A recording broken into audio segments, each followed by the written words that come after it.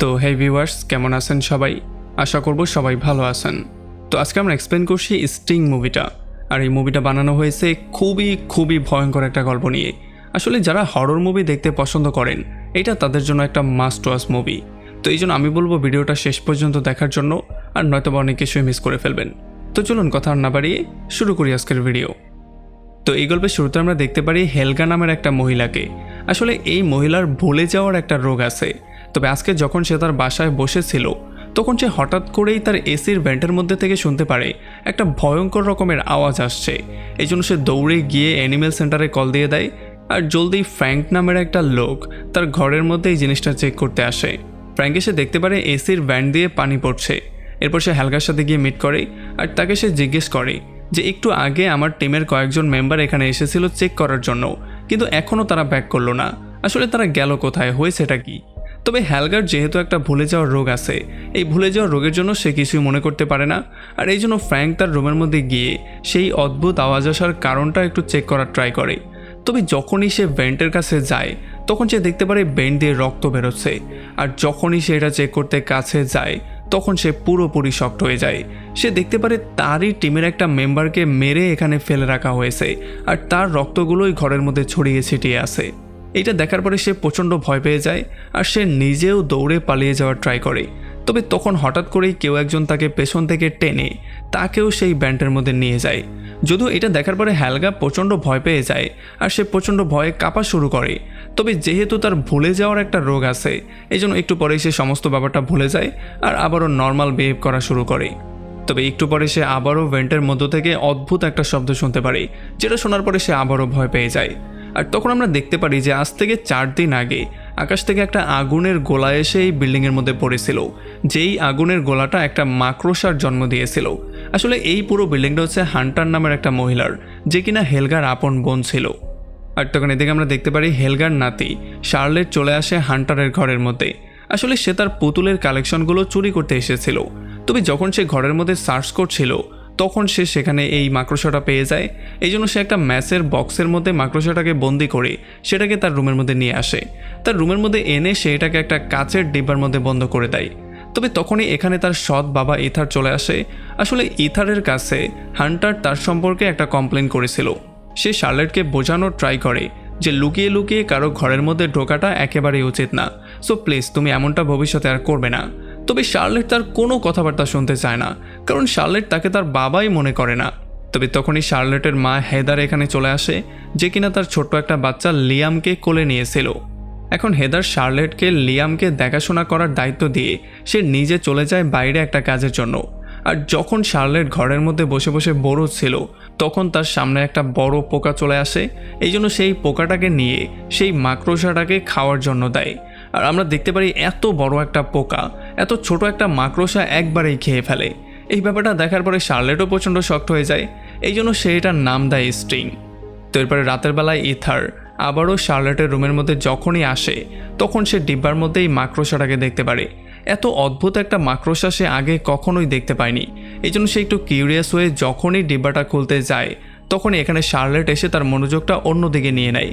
আসলে সে চাইছিল না যে স্টিংকে কোনোভাবে ইথার দেখতে পাক, কারণ স্টিংয়ের প্রতি তার একটা মায়ার জন্ম নিয়েছে, আর তাদের মধ্যে একটা ভালো খাতিরও হয়ে গেছে। আর এরপরে ইথার শার্লেটকে বিছনায় শুয়ে দেয়, আর তাকে কনভিন্স করার জন্য সে বলে যে আমি তোমাকে সবসময় অনেক ভালোবাসতাম, আমি তোমাকে এখনও অনেক ভালোবাসি। তবে আমরা দেখতে পারি শার্লেট এটার কোনো উত্তর দেয় না। এরপরে যখনই শার্লেট একটু ঘুমিয়ে পড়ে, তখনই স্টিং নিজে নিজে ডিব্বার মুখটাকে খুলে এসির ভেন্ট দিয়ে ঘুরতে ঘুরতে চলে আসে গান্টারের রুমের মধ্যে। আর গান্টারের যেই তোতা ছিল, সেইটা তাকে দেখার পরে প্রচণ্ড ভয় পেয়ে যায়। তো এরপরে পরদিন সকালবেলা যখন শার্লেট তার ফ্যামিলির সাথে বসে নাস্তা করছিল, তখনই তারা গান্টারের চিৎকার দেওয়ার একটা শব্দ শুনতে পারে।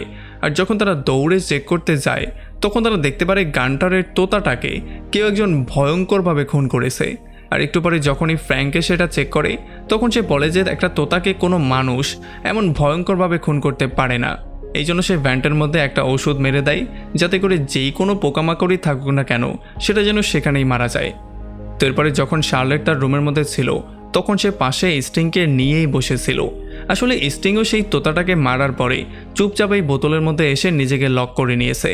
এখন যখন তারা এখানে বসেছিল তখন মোবাইলের মধ্য থেকে একটা বিড়ালের আওয়াজ আসে, আর এইটা শোনার পরে স্টিং ঠিক এমনই আওয়াজটা বের করে।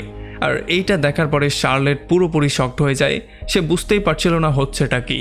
এরপরে সে কিছু তেলাপোকাকে এক জায়গায় করে সেগুলোকে স্টিংকে খাওয়ার জন্য দেয়। তবে তখনই কাপড়কে পোকামাকড় থেকে বাঁচানোর জন্য যেই ছোট্ট ওষুধগুলো দেয়া হয় সেই একটা ওষুধ গড়াগড়ি করে এখানে চলে আসে। তবে এইটার আওয়াজ শোনার পরে স্টিং প্রচণ্ড ভয় পেয়ে যায়, আর এটার জন্য শার্লেট ক্লিয়ারলি বুঝতে পারে যে স্টিং এই সমস্ত ওষুধগুলোতে প্রচণ্ড ভয় পায়। তবে একটু পরে যখন এখানে ফ্র্যাঙ্ক পোকামাকড় মারার ওষুধ দেওয়ার জন্য আসে তখন শার্লেট তাকে সরাসরি না করে দেয়। আসলে সে কোনোভাবেই স্টিংয়ের কোনো ক্ষতি করতে চাইছিল না। আর যখন সে এটাকে ফ্র্যাঙ্ককে দেখায় আর ফ্র্যাঙ্ক এত ভয়ঙ্কর একটা মাকড়সা দেখতে পারে তখন সে তাকে বারবার করে সাবধান করে দেয় যে এই মাকড়সাটা কিন্তু খুবই ভয়ঙ্কর। তবে শার্লেট তার কোনো কথাই শুনতে চাইছিল না। তো এরপরে সেদিন রাতের বেলায় স্টিং আবারও তার বোতল থেকে বাইরে বেরিয়ে ভেন্টের মধ্য দিয়ে মারিয়ার ঘরের মধ্যে চলে আসে। আর যখনই মারিয়ার কুকুর এটাকে দেখতে পারে তখন সে প্রচণ্ড ভয় পেয়ে যায়। তবে একটু পরে যখন মারিয়া তার কুকুরের শব্দে উঠে যায় তখন স্টিং তার নিজের মুখের উপরেই কামড় দিয়ে দেয়। আর এরপরে যখন সে উঠে আবারও আয়নায় তার নিজের মুখটাকে চেক করে তখন সে আবারও নিচের দিকে পড়ে যায়। আসলে এই কামড়ের জন্য সে পুরোপুরি প্যারালাইজড হয়ে গিয়েছিল। আর এরপরে আস্তে আস্তে করে স্টিং তার মুখের মধ্যে ঢুকে তার পেট ফুটো করে সেখান দিয়ে বেরিয়ে আসে। এই জন্য একটা ভয়ঙ্কর মৃত্যু তার হয়। তবে যাই হোক, পরদিন সকালবেলা শার্লেট চলে আসে তার বন্ধু অ্যারিকের সঙ্গে মিট করতে। আসলে অ্যারিক তার রুমের মধ্যে বিভিন্ন রকমের জীবজন্তু নিয়ে এক্সপেরিমেন্ট করত, এই জন্য সে স্টিংকে এখানে নিয়ে আসে আর তাকে দেখিয়ে সে বলে যে এটা একটা অদ্ভুত রকমের প্রাণী, এটা যে কারো আওয়াজ শুনে সেটাকে হুবহু নকল করতে পারে। আর এগুলো শোনার পরে অ্যারিকও একটু ইন্টারেস্টেড হয়ে যায়। এই জন্য সে বলে যে স্টিংকে তুমি আমার কাছে রেখে দাও, স্টিংকে বড় করার জন্য আমরা একটা বিশাল বড় ট্যাঙ্ক বানাবো। আর এই জন্য শার্লেটও রাজি হয়ে যায় আর সে অ্যারিকের কাছে স্টিংকে রেখে দিয়ে সেখান থেকে বেরিয়ে চলে আসে। আর এদিকে মারিয়ার সেই ভয় পাওয়া কুকুরটা কোনো রকমে বেন্ড দিয়ে ইথানের কাছে চলে আসে। আর যখন ইথান প্রচণ্ড রাগ নিয়ে এটাকে ব্যাক করাতে যায় তখন সে মারিয়ার লাশটাকে দেখতে পারে। আর এত ভয়ঙ্কর একটা লাশ দেখার পরে সে নিজেও ভয় পেয়ে যায়। এই জন্য সে দ্রুত পুলিশকে কল দিয়ে এই ব্যাপারটার ইনভেস্টিগেশন করার জন্য বলে। এখন বিল্ডিংয়ের সবাই এই সমস্ত ব্যাপারগুলোতে প্রচণ্ড ভয় পেয়ে যায়, কারণ প্রথমে একটা পাখির মৃত্যু হয়েছে, এখন একটা মানুষেরও মৃত্যু হলো। তবে যাই হোক, একটু পরে অ্যারিক ইথানকে তার রুমের মধ্যে ডেকে নেয় আর সে তাকে ক্লিয়ারলি বলে দেয় যে স্টিং নামের যেই মাকড়সাটা তুমি দেখতে পাচ্ছ এটা হচ্ছে গিয়ে খুবই ভয়ঙ্কর একটা মাকড়সা। আর এই মাকড়সাটাকে বিল্ডিংয়ে রাখাটা শুধুমাত্র আমার জন্য না, বিল্ডিংয়ের প্রত্যেকটা মানুষের জন্যই খুবই ভয়ঙ্কর। কারণ অ্যারিকের মনে হচ্ছিল বিল্ডিংয়ে যেই খুনগুলো হচ্ছে সেগুলোর পেছনে স্টিংই দায়ী। আর যখন ইথান এত বড় একটা মাকড়সা দেখতে পারে তখন সে তো প্রচণ্ড ভয়ই পেয়ে যায়। আর এরপরে ফাইনালি সে অ্যারিককে দায়িত্ব দিয়ে দেয় যাতে করে এই মাকড়সাটাকে অ্যানিমেল ডিপার্টমেন্টে সে পাঠিয়ে দেয়। তবে একটু পরে যখন শার্লেট এই ব্যাপারটা জানতে পারে তখন তার মাথাটা প্রচণ্ড গরম হয়ে যায়, কারণ সে এটা বিশ্বাসই করতে চাইছিল না যে তার ভালোবাসার স্টিং কোনো মানুষকে খুন পর্যন্ত করতে পারে। এই জন্য সে প্রচণ্ড রাগের মাথায় তার বাবার সাথে তর্কাতর্কি করা শুরু করে। আর একটা পর্যায়ে তো সে তাকে বলেই দেয় যে তুমি আমার আসল বাবা না, সো আমার আসল বাবা হওয়ার ট্রাইও করবে না। আর এরপর সে রাগের মাথায় এইটাও বলে দেয় যে যদি আমি আমার আসল বাবার সঙ্গে থাইল্যান্ডে থাকতে পারতাম তাহলে কতই না ভালো হতো, সে আমার কত টেক কেয়ার করতো, তোমার মতো এমন বজ্জাতগিরি করতো না। আর এগুলো শোনার পরে ইথানেরও মাথাটা প্রচণ্ড গরম হয়ে যায় আর সে রাগের মাথায় সমস্ত সত্যিটা বলে দেয়। সে বলে দেয় যে তার বাবা এই শহরেই থাকে, তবে সে তার মেয়ের সাথে কখনোই মিট করতে চায় না, কারণ সে হচ্ছে একটা বজ্জাত মেয়ে। আর এগুলো শোনার পরে শার্লেটের মনটা ভেঙে চুরমার হয়ে যায়, এই জন্য সে জোরে জোরে কান্না করা শুরু করে। আর এগুলোর জন্য হেদারও ইথানের উপরে প্রচণ্ড রাগ করে, কারণ সত্যিটা বলা তার কোনোভাবেই উচিত হয়নি, কারণ সত্যিটা বলার জন্যই এখন তার মেয়ে কান্নাকাটি করা শুরু করেছে। আর তখন এদিকে আমরা দেখতে পারি অ্যারিক স্টিং নামের সেই মাকড়সাটাকে অ্যানিমেল ডিপার্টমেন্টে সেন্ড করার জায়গায় সে এটার জন্য বিশাল বড় একটা ট্যাঙ্ক বানিয়ে দেয় যাতে করে এই মাকড়সাটা সেখানে একটু বেশি দ্রুত বড় হতে পারে। কারণ অ্যারিক চাইছিল যেই কোনো মূল্যে সেই মাকড়সাটার একটা ভয়ঙ্কর রূপ দেখতে, এই মাকড়সাটা কতটা শক্তিশালী সেই ব্যাপারটা সে জানতে চাইছিল। আর আস্তে আস্তে করে এই মাকড়সাটা এত বড় হয়ে যায় যে একটা সময় সেই ট্যাঙ্কের মধ্যে পর্যন্ত আটছিল না। আর তখন এদিকে আমরা দেখতে পারি গানটার যখন তার হারিয়ে যাওয়া বিড়ালটা খুঁজছিল তখন সে ভেন্টের মধ্য থেকে ম্যাও একটা শব্দ শুনতে পারে। এই জন্য সে একটা লাইট নিয়ে সরাসরি ভেন্টের মধ্যে চলে আসে তার সেই বিড়ালটাকে খুঁজে বের করার জন্য। তবে একটু মধ্যে যাওয়ার পরে তার লাইটটা বন্ধ হয়ে যায় আর তখনই স্টিং এসে তার উপরে জীবননাশক একটা আক্রমণ করে। আর তখন এদিকে ইথানও জানতে পারে তাকে চাকরি থেকে বের করে দেওয়া হয়েছে। এই জন্য প্রচণ্ড রাগের মাথায় এসে সে ঘরের জিনিসপত্র ভাঙচুর করা শুরু করে। আর যখন হেদার তাকে থামানোর ট্রাই করে তখন এক কথায় দুই কথায় তাদের মধ্যে ঝগড়াই শুরু হয়ে যায়। আর যখন শার্লেট দেখতে পারে তার বাবা মা ঝগড়া করছে, তখন সে চুপ করে এসে তার ভাই লিয়ামকে নিয়ে সোজা তার রুমের মধ্যে চলে যায় আর কানের মধ্যে হেডফোন দিয়ে খুবই লাউডলি মিউজিক শোনা শুরু করে। আর যখন এদিকে তার বাবা মা ঝগড়াই করছিল, তখন হঠাৎ করে এখানে স্টিং চলে আসে আর সে এসেই তাদের উপরে আক্রমণ করে দেয়। আর এখানে তাদের দুজনকেই মারার পরে সে তাদের দুজনকে টেনে ভেন্টের মধ্যে নিয়ে যায়। তবে অন্যদিকে শার্লেট যেহেতু খুবই জোরে মিউজিক শুনছিল, এই জন্য সেই ব্যাপারটা জানতেই পারে না। তবে একটু পরে যখন সে শুনতে পারে মারিয়ার কুকুরটা চিৎকার করছে, তখন সে ব্যাপারটাকে চেক করতে যায়। তবে তখনই ভেন্টের মধ্য থেকে স্টিং এসে মারিয়ার কুকুরটাকে পর্যন্ত নিয়ে যায়। আর এই ব্যাপারগুলো দেখার পরে সে প্রচণ্ড শক্ট হয়ে যায়। আর যখন সে ভেন্টের মধ্যে চেক করতে যায়, তখন সে দেখতে পারে ভেন্টের মধ্যে রক্ত আর রক্ত পড়ে আছে। এখান থেকে তার বাবা মাও গায়েব। আর এই ব্যাপারগুলোর জন্য সে নিজে প্রচণ্ড ঘাবড়ে গিয়ে দ্রুত দরজা খুলে পালিয়ে যাওয়ার ট্রাই করে। সে যতই দরজা খোলার ট্রাই করছিল, কোনোভাবেই দরজা খুলছিল না, কারণ এতক্ষণে সেই ব্যাপারটা ক্লিয়ার হয়ে গেছে যে এই সমস্ত কিছুর পেছনে স্টিংই দায়ী। তবে এরপরে সে কিছু একটা করতে যেত, তার আগে স্টিং এসে লিয়ামকেও এখান থেকে তুলে নিয়ে যায়। আর এই ব্যাপারটার জন্য সে আরও বেশি আপসেট হয়ে যায়। আর এই সমস্ত হত্যার জন্য, এই সমস্ত ঘটনার জন্য সে নিজেকেই দায়ী করা শুরু করে। তবে তখনই তার মনে পড়ে যে স্টিং সেই বলগুলোকে ভয় পায়, যেই বলগুলো কাপড়ের মধ্যে দেয়া হয়। এই জন্য সেই বলগুলোকে গুঁড়ো করে পাউডার করে আর এগুলোকে পানির মধ্যে মিলিয়ে সেগুলোকে একটা ওয়াটার গানের মধ্যে ভরে স্টিংকে খুঁজে বের করার ট্রাই করে। তবে যখন সে অ্যারিকের রুমের মধ্যে যায়, তখন সে দেখতে পারে স্টিং অলরেডি অ্যারিককে মেরে মাকড়সার জাল দিয়ে ছাদের সঙ্গে পেঁচিয়ে রেখেছে। আর এরপর যখন সে তার দাদি হেলগাকে চেক করতে আসে, তখন সে দেখতে পারে না, হেলগা পুরোপুরি সুস্থ আছে আর একেবারে স্বাভাবিক আছে। আসলে হেলগা সবসময় নিজের পকেটের মধ্যে সেই ওষুধগুলোর একটা বল রাখত, এই জন্য কখনোই স্টিং তার উপরে আক্রমণ করতে আসেনি। শার্লেট তার দাদিকে অ্যানিমেল সেন্টারের নাম্বার দিয়ে বলে, দ্রুত তুমি তাদেরকে কল দিয়ে এখানে আসার জন্য বলো। আর এইটা বলে সে নিজে গিয়ে দ্রুত সেই বলগুলোর অনেকগুলো পানি বানিয়ে সেগুলো নিজের গায়ের মধ্যে ঢেলে দেয়, যাতে করে স্টিং তার উপরে ভয়েও আক্রমণ করতে না পারে। আর এরপর সে নিজে চলে আসে সেই ভেন্টের মধ্যে স্টিংকে খুঁজে বের করার জন্য। সে ভেন্টের মধ্যে যাওয়ার সঙ্গে সঙ্গেই শুনতে পারে ইথান জোরে জোরে চিৎকার করছে। শার্লেট দেখতে পারে ইথানকে পুরোপুরি না মেরে তাকে মাকড়সার জাল দিয়ে পেঁচিয়ে রাখা হয়েছে। এই জন্য শার্লেট সেই পানিগুলোর মাধ্যমে তাকে ফ্রি করে দেয়। আর যখনই তারা পালিয়ে যাওয়ার ট্রাই করে, তখনই সেখানে স্টিং চলে আসে আর এই ভেন্টটা পুরোপুরি ভেঙে যায়। এই জন্য তারা সবাই একেবারে বেসমেন্টে গিয়ে পড়ে। আর খুব শীঘ্রই সেখানে স্টিংও চলে আসে। আর যখনই সে হেলগার উপরে আক্রমণ করতে যাচ্ছিল, ঠিক তখনই ইথার সেই বোতলের পানিগুলো নিয়ে স্টিংয়ের উপরে মেরে দেয়।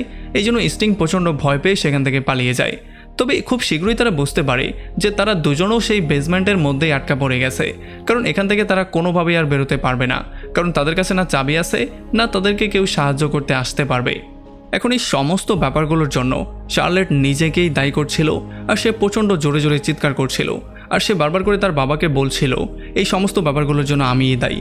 তবে তার বাবা তাকে বারবার করে সান্ত্বনা দিচ্ছিল আর সে বলছিল যেটা হওয়ার তো হয়েই গেছে, এখন সামনে কি করতে হবে সেইটা নিয়ে আমাদের পরিকল্পনা করতে হবে। আর যখন এই কথাবার্তাগুলো তারা বলছিল, তখন অন্যদিকে রুমের মধ্যে হেলগা আবারও ভেন্টের মধ্য থেকে একটা অদ্ভুত রকমের আওয়াজ শুনতে পারে। এই জন্য সে দ্রুত অ্যানিমেল ডিপার্টমেন্টে কল দিয়ে দেয়। আর একটু পরে ফ্র্যাঙ্ক আসে এই ব্যাপারটাকে চেক করার জন্য। আর যেমনটা আমরা দেখতে পেয়েছি একেবারে গল্পের শুরুতে, ফ্র্যাঙ্ক যখন এখানে চেক করতে যায়, তখন ফ্র্যাঙ্কের উপরেও স্টিং আক্রমণ করে দেয় আর তাকেও টেনে সেই ভেন্টের মধ্যে নিয়ে যায়। তবে যেহেতু ভেন্টটা পুরোপুরি ভেঙে গেছে, এই জন্য ফ্র্যাঙ্কও এসে সেই বেসমেন্টে পড়ে যেখানে শার্লেট আর রিদার ছিল। এখন এখানে এসেই ফ্র্যাঙ্ক প্রচণ্ড ভয়ের মধ্যে ছিল, এই জন্য সে দরজাটাকে পেটানো শুরু করে। তবে বাইরে থেকে সাহায্য করার মতো কেউ নেই, কেউ তাদের দরজা খুলতে আসবে না। এই জন্য প্রচণ্ড রাগ করে সেই সমস্ত দোষটা শার্লেটের উপরে দেয় আর সে ইথারের উপরে আক্রমণও করে দেয়। তবে তখন শার্লেট তাকে বলে যে এই বোতলের পানিগুলোর মাধ্যমে আমরা চাইলে নিজেদেরকে বাঁচাতে পারি, কারণ এইটার মধ্যে সেই কাপড়ের মধ্যে মেশানো ওষুধগুলো মেলানো আছে। তবে যখন তারা এগুলো বলছিল, তখনই স্টিং আরও একবার চলে আসে তাদের উপরে আক্রমণ করার জন্য।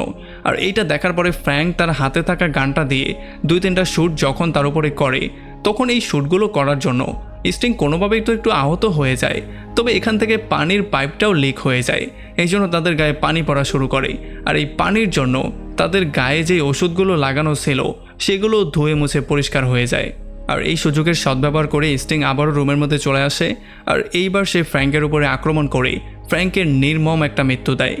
আর যখন শার্লেট আর ইথান এই ব্যাপারটা দেখতে পারে, তখন তারা প্রচণ্ড ভয় পেয়ে দ্রুত গিয়ে ডাস্টবিনের মধ্যে লুকিয়ে পড়ে। তবে তখন সেখানে তারা দেখতে পারে হেদার আর লিয়ামকেও মাকড়সার জাল দিয়ে আটকে রাখা হয়েছে। আর এই জন্য তারা বাকি যেই পানিটুকু ছিল সেগুলো দিয়ে তাদের দুজনকে ফ্রি করে নেয় আর তাদের পুরো পরিবার আবারও এক জায়গায় হয়। তখন শার্লেট বুঝতে পারে যে সে তার ফ্যামিলিকে কতটা ভালোবাসে আর তার ফ্যামিলি তাকে কতটা ভালোবাসে। তবে এখন ইমোশনাল হওয়ার সময় না, কারণ এখন পর্যন্ত বিপদ তাদের মাথার উপর থেকে যায়নি, কারণ স্টিং এখানে আবারও চলে এসেছে তাদের উপরে আক্রমণ করতে। এখন ইথান চিন্তা করেছিল যে যখনই স্টিং তাদের উপরে আক্রমণ করতে আসবে আর সে ময়লার উপর দিয়ে আসার ট্রাই করবে, তখন ময়লাগুলোকে নষ্ট করার যেই মেশিনটা আছে সেই মেশিনটার মাধ্যমে সে তাকে আলু ভর্তা করে দিবে। তবে যতবারই সে বাটনে প্রেস করছিল কোনোভাবেই সেই মেশিনটা কাজই করছিল না, কোনোভাবে স্টিংকে সে কিছু করতেই পারছিল না। আর এই জন্য আবারও ইথান তার জীবনের ঝুঁকি নিয়ে দ্রুত গিয়ে সেই প্লাগটাকে দ্বিতীয়বার লাগায়। এই জন্য সে একটা জোরে কারেন্টের শর্টও খায়। তবে তখন শার্লেট দেখতে পারে যে স্টিং একেবারে সেই মেশিনটার নিচেই আছে। এই জন্য সে যখনই সময় মতো সেই বাটনটাতে প্রেস করে দেয় তখন সেই হাইড্রোলিক মেশিনটা স্টিংকে চাপা দিয়ে পুরোপুরি আলু ভর্তাই করে দেয়। এই জন্য ফাইনালি স্টিংয়ের মৃত্যু হয়ে যায় আর তাদের পুরো ফ্যামিলি সেভ হয়ে যায়। আর তখনই শার্লেট গিয়ে তার বাবাকে জড়িয়ে ধরে আর সেই দিনের বলা সেই কথাটার উত্তর দেয়। সে বলে যে হ্যাঁ বাবা, আমিও তোমাকে অনেক ভালোবাসি। অ্যান্ড ফাইনালি যেহেতু তারা সবাই এখন সেভ হয়ে গেছে এই জন্য তারা সবাই নিজেদের মধ্যে ইমোশনালি কথাবার্তা বলা শুরু করে। আর তখনই আমরা দরজার এই পারে দেখতে পারি অনেক অনেক মাকড়সার ডিম ফোটার জন্য পুরোপুরি রেডি হয়ে আছে। আর এমন একটা ভয়ঙ্কর পয়েন্টে এই পুরো মুভিটা এখানে শেষ হয়ে যায়। তো আমাকে কমেন্ট করে জানান যে যদি এমন একটা মাকড়সা আপনার উপরে এসে আক্রমণ করে তাহলে আপনি কি করবেন, কিভাবে নিজেকে প্রোটেক্ট করবেন। ভিডিও ভালো লাগলে অবশ্যই একটা লাইক করবেন, আর যদি এখনও আমাদের চ্যানেলটা সাবস্ক্রাইব করে না থাকেন তাহলে প্লিজ করে ফেলুন। তো আমাদের দেখা হবে অন্য কোনো ভিডিওতে অন্য কোনো একদিন। Till then, take care.